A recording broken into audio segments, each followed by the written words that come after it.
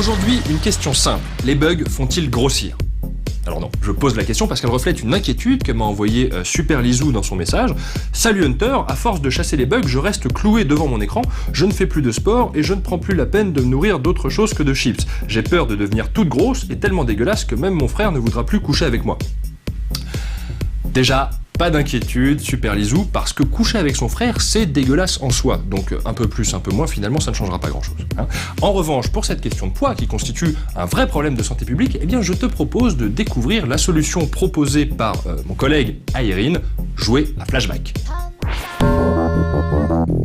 Dans Flashback, vous commencez le jeu dans la jungle, avec comme seul compagnon votre pistolet. Cela dit, c'est toujours mieux que juste ça et son couteau. Vous pouvez courir, sauter, vous accrocher au rebord, faire des roulades, tout ça. Mais bon, le problème, c'est que notre héros ne se souvient même plus de qui il est. C'est seulement au bout du long périple que constitue le jeu qu'on découvre son identité, d'où son nom au jeu. Heureusement que le jeu est sympa. Enfin sympa, dans le sens agréable à jouer, pas dans le sens facile. On peut même dire qu'il est un peu sadique sur les bords en fait. Le schéma classique, c'est d'arriver devant une porte fermée, et là il faut faire un grand détour pour récupérer un objet qui permettra de l'ouvrir. Ou encore, on voit le chemin qu'on aimerait prendre, mais il est de l'autre côté d'un mur, bien sûr.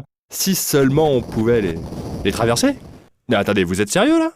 Eh bien oui, on peut très facilement passer au travers de n'importe quel mur ou porte à l'aide d'une manipulation toute simple. Commencez par vous coller à l'obstacle et tournez-lui le dos. Appuyez ensuite sur A et sur une touche directionnelle pour vous en éloigner.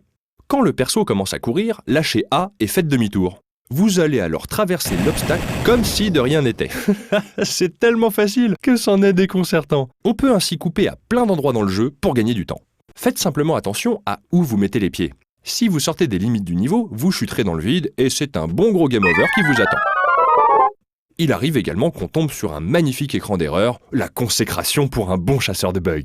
Enfin, si vous vous retrouvez bloqué dans un mur, pas de panique, il vous est toujours possible de dégainer votre pistolet pour reculer et revenir dans la map.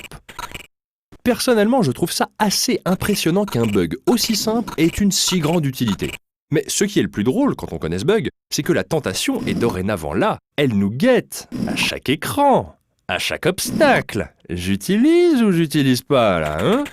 On le voit, l'objet tant convoité de l'autre côté du mur, et on peut y accéder si facilement. Saurez-vous résister à la tentation? Ah mais j'oubliais, il n'y a pas que des murs et des portes dans le jeu, il y a aussi des ennemis, et ils sont nombreux, et du genre coriace. Donc le bug aide bien, mais il ne permet pas de plier le jeu pour autant. Bande de petits filous.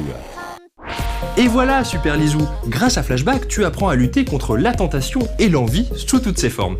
Vous remarquerez que cette technique marche aussi dans le cas où si vous croisez quelqu'un d'agréable, eh bien il vous prend l'envie irrépressible de lui arracher ses vêtements. Un petit coup de flashback vous évitera de finir en prison. Le bug est donc bien là pour nous élever spirituellement, nous faire grandir et faire de nous finalement des êtres meilleurs.